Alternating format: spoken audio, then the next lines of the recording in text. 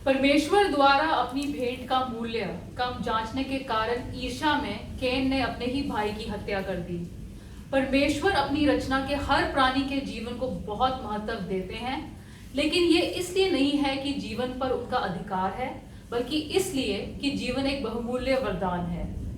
इन तीन बातों में अपने जीवन पर अधिकार या अपने जीवन या फिर अच्छे जीवन की आशा किसको ज्यादा महत्व देते हैं, यही हमारे परमेश्वर से रिश्ते की इंपॉर्टेंस को भी दिखाता है।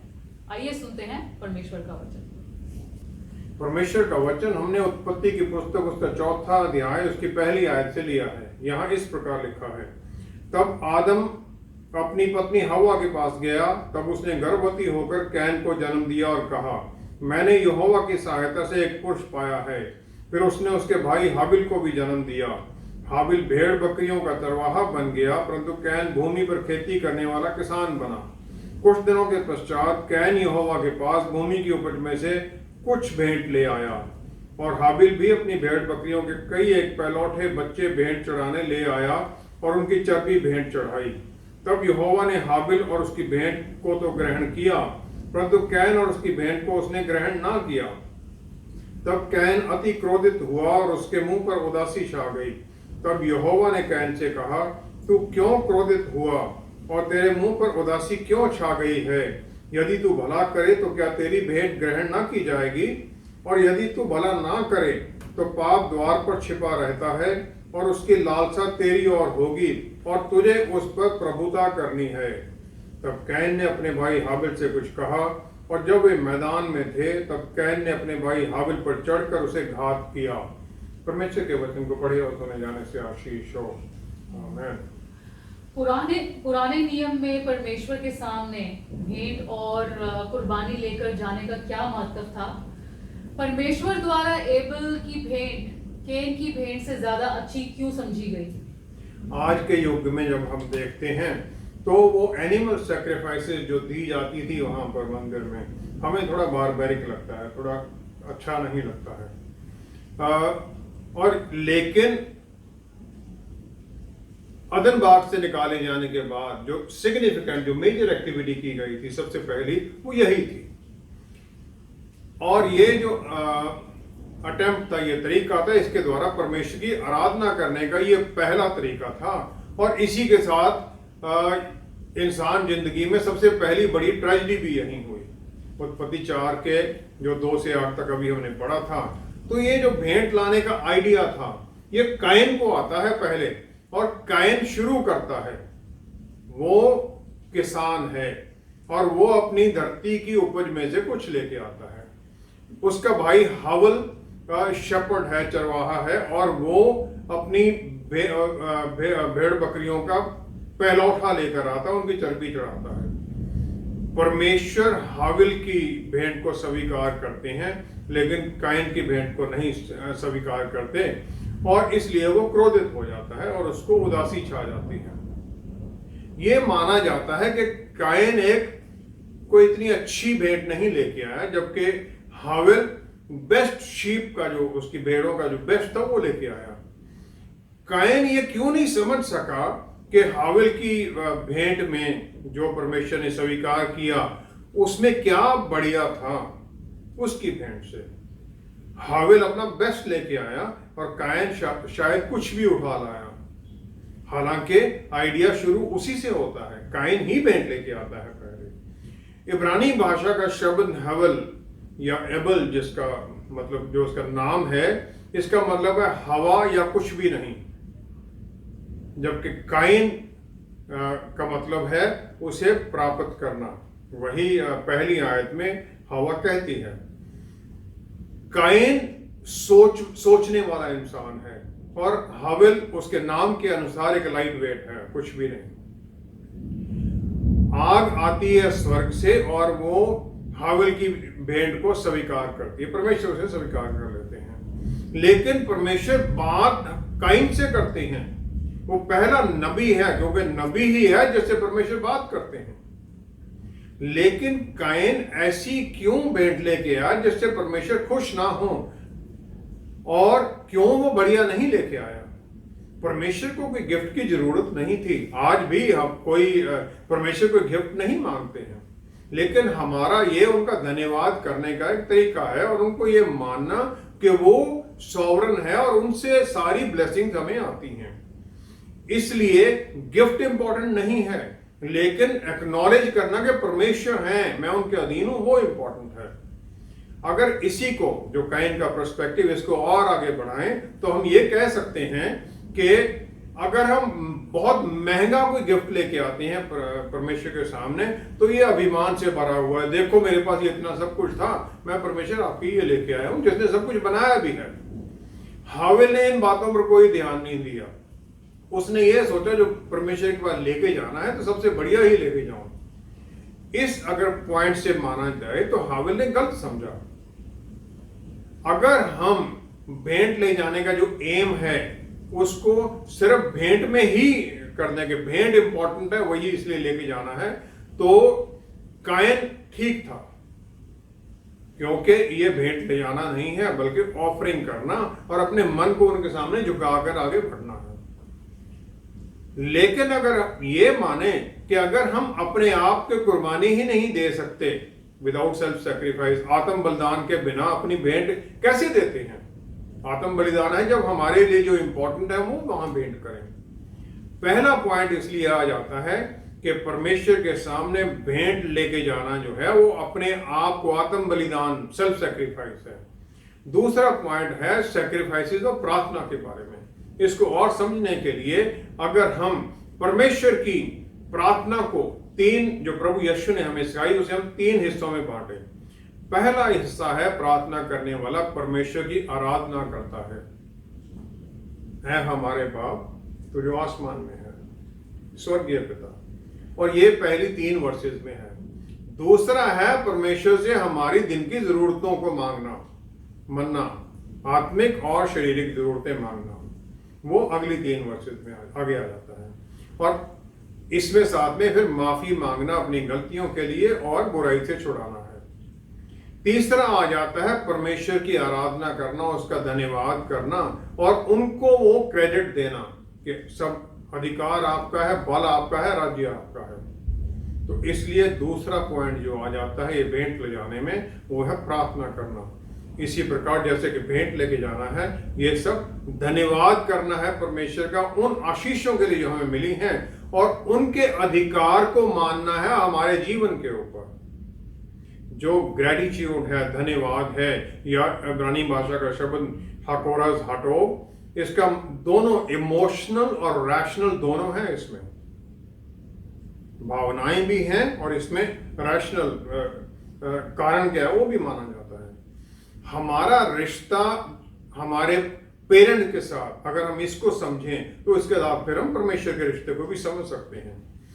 बहुत लोगों का ये मानना हो जाता है आज की जनरेशन में कि परमेश्वर ने, एक व्यू है ये कि परमेश्वर ने हमें जन्म दिया और हम उसके लिए उनके ग्रेटफुल हैं और हमारा एक मॉरल रिस्पॉन्सिबिलिटी है अपने पेरेंट्स का देखभाल करना, ध्यान करना। लेकिन दूसरा ये हो जाता है कि पेरेंट्स ने बच्चों को पैदा किया था कि उनका नाम चलता रहे, और इसलिए क्योंकि जो पेरेंट्स अपने बच्चों का ठीक देखभाल नहीं रखते हैं वो सोसाइटी में अपनी इज्जत खो देते हैं, इसलिए वो हमारी देखभाल भी करते हैं। पेरेंट्स अपनी प्रेस्टीज के लिए करते हैं, अपने लिए उन्होंने अपने नाम के लिए बच्चा पैदा किया, तो इसमें फिर ग्रेडी धन्यवाद किस चीज का? धन्यवाद देना परमेश्वर के साथ, अपने पेरेंट्स के साथ एक भावनाओं का रिश्ता है, इसमें कोई रैशनल नहीं है। और इसी प्रकार जब हम परमेश्वर से का धन्यवाद देते हैं, इसमें इंटेलेक्चुअल जो एस्पेक्ट्स हैं वो इमोशनल के साथ वो डोमिनेट करते हैं। यूहन्ना 4:24 में अगर हम देखें, वहां क्या कहा गया है? परमेश्वर आत्मा है और वो एब्स्ट्रैक्ट और इनकॉर्पोरियल, निराकार हैं, और उनके साथ हमारा रिश्ता मन से और आत्मा से है। और इसमें कि कोई रैशनल बेसिस अगर नहीं है तो हम परमेश्वर का धन्यवाद करने में थोड़ा परेशानी में आ जाते हैं, हम पूरा समझ नहीं पाते हैं। उसी एनालॉजी पर अगर हम देखें, परमेश्वर ने हमें बनाया, उनकी इच्छा थी क्योंकि वो बनाना चाहते थे और उन्होंने सब आशीषें भी दे दी। लेकिन इसमें जो की है, जो घुंडी है, वो ये है कि हम हक और ऑब्लिगेशन और जिम्मेवारियां दोनों का जो डिफरेंस है इसे समझ लें। अगर मैं ये मान लूं कि जीवन मेरा एक अधिकार है और जो मुझे आशीषें मिली हैं ये मेरे अधिकार है, इसका सब कुछ, तो जो भी मुझे ये सब कुछ देता है तो उसके साथ मेरी कोई ऑब्लिगेशन नहीं है। परमेश्वर से मुझे अधिकार है, परमेश्वर से मेरी ऑब्लिगेशन किस चीज की। लेकिन अगर वो मेरे इन अधिकारों को खंडित करते हैं तो मुझे गुस्सा होने का अधिकार है। और बहुत बार बच्चे अपने अधिकार मांग लेते हैं पेरेंट्स से, इसी विश्वास में जो पेरेंट्स हैं वो रिश्ता समझते हैं ऑब्लिगेशन के अनुसार, क्योंकि उन्होंने बहुत कुर्बानियां की हैं। जब बच्चा पैदा जो बड़ा हो रहा था तो अपना सब कुछ उन्होंने काटा ताकि बच्चे का भविष्य बने। लेकिन बच्चा इसको उनकी जिम्मेवारी के तौर पर मानता है और वो अपने अधिकार देखता है। इसमें सही कौन है? कुलूसियों की पत्री उसका पहला अध्याय 16वीं 17वीं आयत में पौलुस रसूल इसे सही तरीके में कर देते हैं। वो ये कहते हैं पौलुस रसूल के पहला उसकी 16वां, क्योंकि उसी में प्रभु यीशु में सारी वस्तुओं की सृष्टि हुई, उसमें सृष्टि हुई, स्वर्ग की हो अथवा पृथ्वी की, देखी या अनदेखी, सिंहासन, प्रभुताएं, प्रधानताएं, सब कुछ उसी के द्वारा और उसी के लिए सृजी गई। पहले उनके अंदर आइडिया, उनके अंदर परमेश्वर डालते हैं, हाँ इनके द्वारा ये होगा। फिर उनके अंदर ये सब आइडिया, पूरा प्लान बनता है, फिर उनके द्वारा किया जाता है, उन्हीं के लिए है। और फिर आगे लिखा है उन्हीं में ही सब चीजें स्थिरता पाती हैं। अगर हम इसको आगे बढ़ाएं, जो बच्चा अपने राइट्स मांग रहा है तो फिर ये परमेश्वर के साथ नहीं हो सकता है, क्योंकि उन्होंने ना सिर्फ हमें बनाया, अपने लिए बनाया, उनके बिना हम रह भी नहीं सकते, स्थिरता भी नहीं पा सकते, उनके बिना, उनके बाहर हम जीवित ही नहीं रह सकते। अगर हम इसमें देखें तो फिर अगर हमें वो इसका मूल्य चुकाने के लिए कहें तो इसमें हम ऑब्जेक्ट नहीं कर सकते। थियोरेटिकली हम ये कह सकते हैं मैंने तो ये मांगा नहीं, कुछ भी मैंने जीवन नहीं मांगा था, पर क्या मैं ये जीवन त्यागने के लिए इसी समय तैयार हूं? अगर मैं तैयार हूं फिर मैं परमेश्वर का मोटिव को क्वेश्चन नहीं कर सकता कि उन्होंने मुझे क्यों बनाया, मुझे ये सब आशीषें क्यों दी। और जब तक मैं तैयार नहीं हूं इसके लिए तब कि मैं ये सब कुछ छोड़ सकता हूं, तब तक मुझे उनकी इच्छा पूरी करने की ऑब्लिगेशन है। और इसीलिए परमेश्वर ने वो भेंट ले जाने की वो आशीष मौका दिया हमें, ताकि हम ये ऑब्लिगेशन को मान सकें, अपने ग्रेटिट्यूड, अपना धन्यवाद उनके सामने ला सकें। होशे नबी की पुस्तक 6वां अध्याय 6वीं आयत में परमेश्वर कहते हैं, क्योंकि मैं बलिदान से नहीं स्थिर प्रेम से ही प्रसन्न होता हूं और होम बलियों से अधिक ये चाहता हूं कि लोग परमेश्वर का ज्ञान रखें। इसीलिए परमेश्वर की जो सर्विस है उसे अवोडा कहा जाता है। अवोडा मतलब उसका एक्चुअल जो मीनिंग है वो स्लेवरी है, लेकिन इसका मतलब ये भी हो जाता है काम करना, आराधना करना, उनकी सर्विस में जुड़ जाना। क्योंकि जीवन ही हमारे लिए परमेश्वर का एक गिफ्ट है और जो इसे पाता है वो परमेश्वर की अधीनगी में है। और अगर कोई पाप करता है तो फिर वो परमेश्वर के खिलाफ पाप होता है। भजन संहिता 51:4 में राजा Daud he cries out to God, रो पड़ते हैं परमेश्वर के सामने जब नादन उनके सामने वो ओरिया और बादशीबा का पाप के बारे में बताते हैं। वो कहते हैं मैंने आपके परमेश्वर आप ही के खिलाफ पाप किया है, सिर्फ आप ही के खिलाफ, क्योंकि मैंने वो आपकी जो कमांड उसे तोड़ दिया है।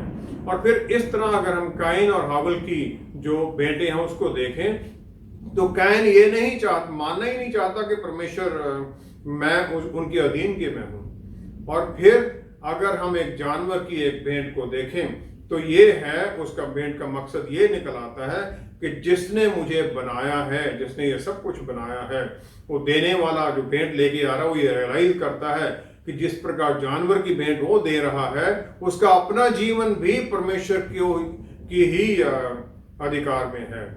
कायन अपने ये मानता है कि मेरा जीने का अधिकार है, और इसी प्रकार वो ये भी मानता है कि परमेश्वर का अधिकार परमेश्वर होने का है। तो वो अपने आप को परमेश्वर के बराबर ले जाने की कोशिश कर रहा है, जिस प्रकार शैतान ने किया था। हालांकि वो ये समझता है कि परमेश्वर का धन्यवाद करना मुझे जरूरी है जो मुझे मिला है, लेकिन वो इस धन्यवाद में ये नहीं समझता कि बेस्ट लेके जाना चाहिए। उत्पत्ति 4 पे 6 और 7वें अध्याय में परमेश्वर काइन को कहती हैं, तुम उदास क्यों हो, क्रोधित क्यों हो? अगर तुम अपने आप को ठीक करो तो तुम्हें माफी मिल जाएगी, लेकिन अगर तुम अपने आप को ठीक ना करो तो पाप तुम्हारे दरवाजे पर खड़ा है और ये तुम्हारे ऊपर अधिकार जमाने के लिए बैठा है। परमेश्वर काइन को ये बता रहे थे कि तुम्हारा जो एटीट्यूड है वो एटीट्यूड रास्ता खोल रहा है पाप के लिए, और वही है हमारा एटीट्यूड अपने पेरेंट्स के लिए। जब हम ये कहते हैं ये मेरा जीवन है, जो मर्जी मैं करूं, मुझे क्यों आप बोल रहे हो? जब हम अपनी भेंट परमेश्वर के सामने ले जाते हैं तो वो भेंट क्या है उसे नहीं देखते, हमारे एटीट्यूड, हमारे मनों को जानते हैं।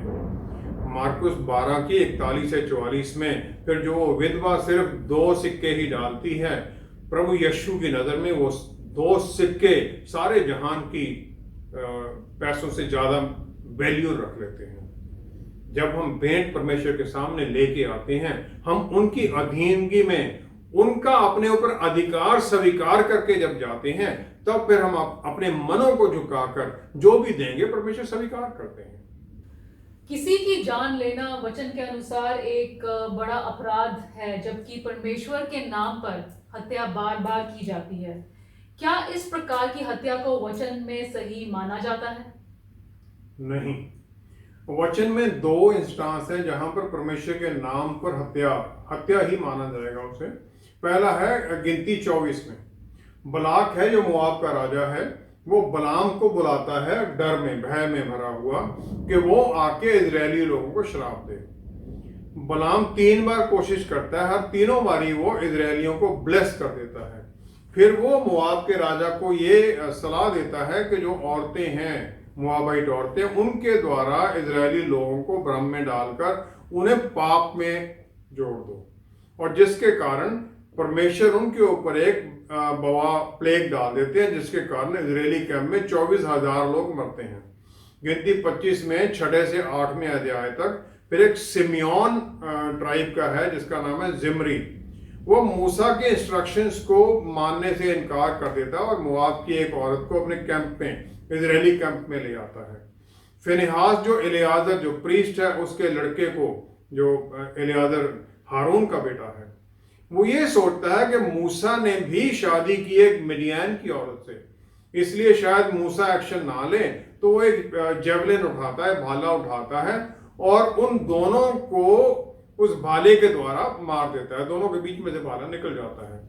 गिनती 25 में 12वीं 13वीं आयत में फिर परमेश्वर फिनहास की इस जील को वो मान लेते हैं, रिकॉग्नाइज करते हैं, और उसके साथ फिर एक शांति की वाचा करते हैं, कॉवेनेंट ऑफ पीस, और जो उसके आगे डिसेंडेंट्स होंगे उनके साथ वो एक सदा के लिए प्रीस्टहुड की उन्हें आशीष दे देते हैं। दूसरा जो इंस्टांस है वो पहला राजा 16वें अध्याय में 30 से 31 आयत में।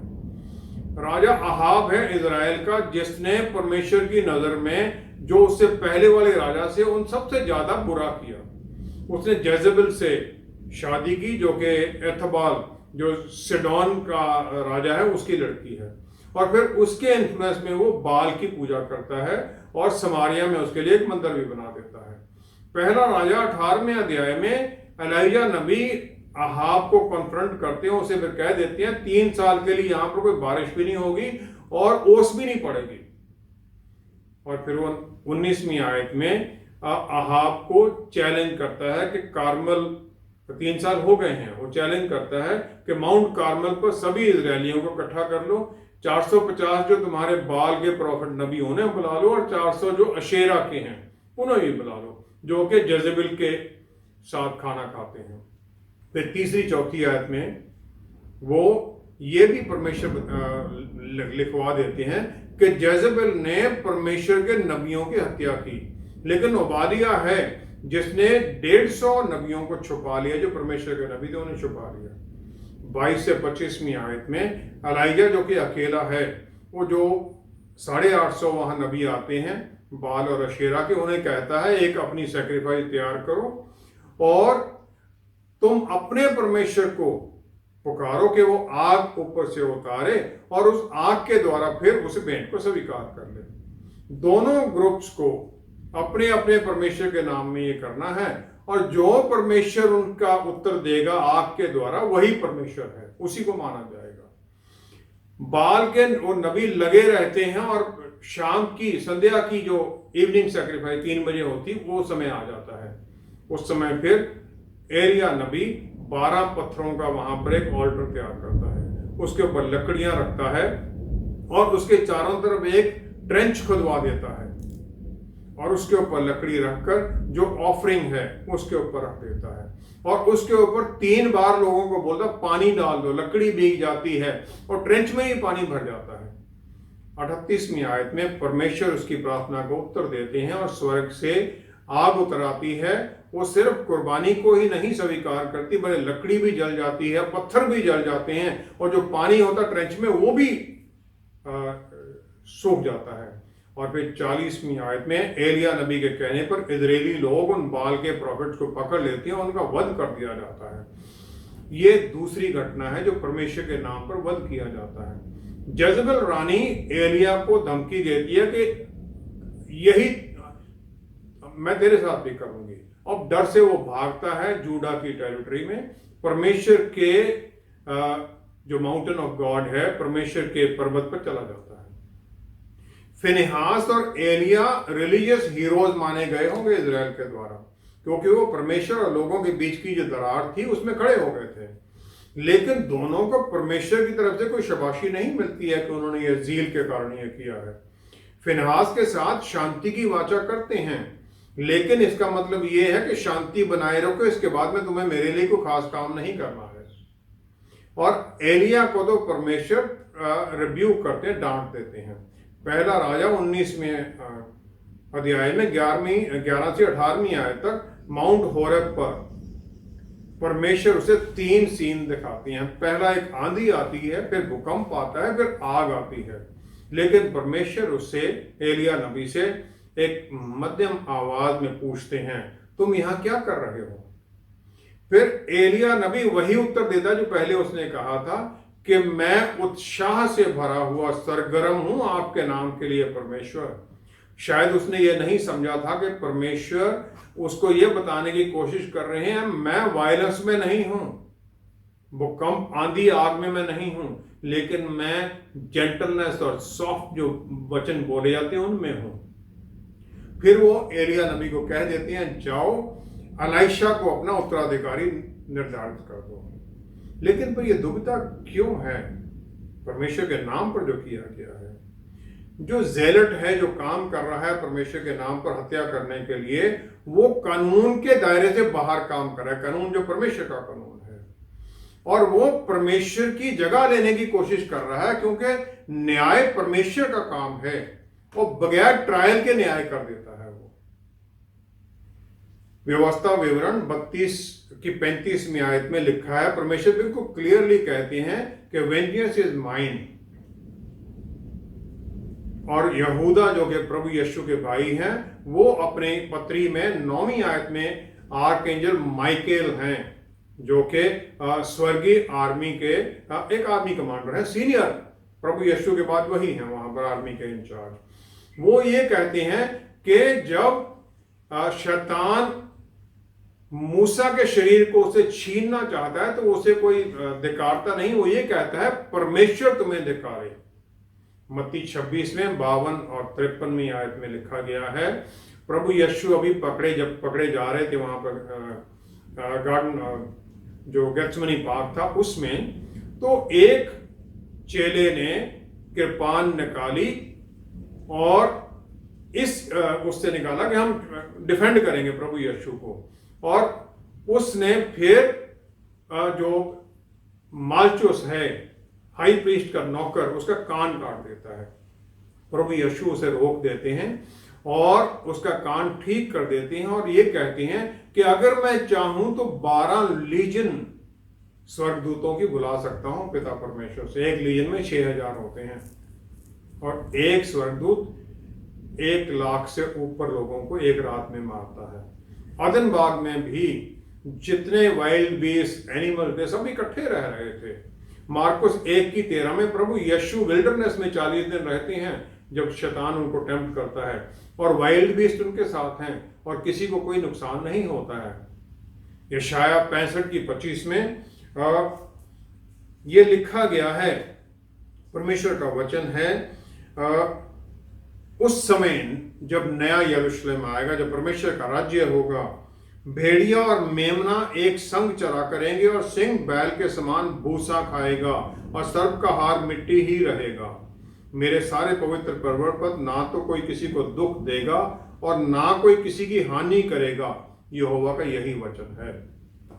परमेश्वर का वचन है कि कोई किसी की हानि नहीं करेगा। फिनहास को मूसा का उत्तराधिकारी नहीं बनाया गया, क्योंकि परमेश्वर का जो आशीष में काम करना, जो लीडर बनना है, उसमें पेशेंस चाहिए, दूरदर्शिता चाहिए और प्रोसेस के लिए उसकी इज्जत होनी चाहिए। प्रोसेस के अनुसार काम करे। रिलीजियस लाइफ के अंदर जेलस या इस प्रकार का जो हो जाना, ये सबसे बड़ा रिस्क है। हम सोचते हैं हम परमेश्वर के लिए करना चाहते हैं, लेकिन परमेश्वर वो आंधी और भूकंप और आग में नहीं है। वो एक छोटी आवाज में है, जो आवाज एक पापी को वापस ले आए, उस पापी को पाप से छुड़ाकर प्रभु यीशु की रोशनी में ले आए। परमेश्वर हमसे ये चाहते हैं, वायलेंस नहीं चाहते कि जाओ तुम दूसरों को वध कर दो, मार दो, नहीं। परमेश्वर का वचन है, मैं तुम्हारे साथ हूं इस युग के अंत तक। हम पवित्र आत्मा परमेश्वर के बल और शक्ति में चलते हैं, लेकिन हमें यह नहीं आज्ञा दी गई है कि परमेश्वर के नाम पर हत्याएं करें। हम दूसरों के पास जाएं जो पाप करते हैं, परमेश्वर का वचन उन्हें सुनाएं, आशीष में उन्हें लेके आए। इसी प्रोग्राम का हम अगला हिस्सा अगले प्रोग्राम में करेंगे। आइए हम प्रार्थना करते हैं। पिता परमेश्वर, क्या ही धन्य है आप। हमें आपने हर आशीष दी और हमें आपने स्थिरता में रख दिया। पवित्र आत्मा परमेश्वर द्वारा बल और शक्ति दे दी। वचन के अनुसार आप हमें दिन प्रतिदिन बदलते हैं। पिता परमेश्वर, प्रभु यीशु ने अपनी कुर्बानी द्वारा हमें परफेक्ट तो बना दिया, लेकिन हम दिन प्रतिदिन पवित्र किए जाते हैं। सैंक्टिफिकेशन प्रोसेस चलता है और इस सैंक्टिफिकेशन के दौरान हम अपने विचारों के वो सब के लिए हम दिन प्रतिदिन आपसे वो आशीष मांगते हैं कि हम पवित्रता में चलते जाएं। और वो पवित्रता है दूसरों की इज्जत करना। वही प्यार जो आपने हमें दिया है, वही प्यार फिर हमारे जीवन में दूसरों के लिए दिखाई दे, ताकि पिता परमेश्वर हमारा जीवन फिर प्रभु यीशु का पूरी तरह से नुमाइंदगी करे। पिता परमेश्वर, हर आशीष हम आप ही से पाते हैं और ये सब कुछ भी आपके प्यारे बेटे प्रभु यीशु के पवित्र नाम में मांगते हैं। आमेन, आमेन, आमेन। विश्वासियों के खिलाफ जुल्म होते ही रहेंगे, कुछ बाहरी हालात से और कुछ उनके अपने मन की भावनाओं के कारण। परमेश्वर भी ये होने देते हैं कि हम उनके नजदीक जाकर उनसे अय्यूब की तरह सवाल पूछ सकें। लेकिन परमेश्वर हमें कभी भी ऐसे हालात में नहीं जाने देते जो हमारी क्षमता से बाहर हो और जिसके लिए उन्होंने हमें तैयार ना किया हो। हमारे साथ दोबारा जुड़ने के लिए आपका बहुत बहुत धन्यवाद। अगले हफ्ते आपसे फिर मुलाकात होगी। Stay blessed. शालोम।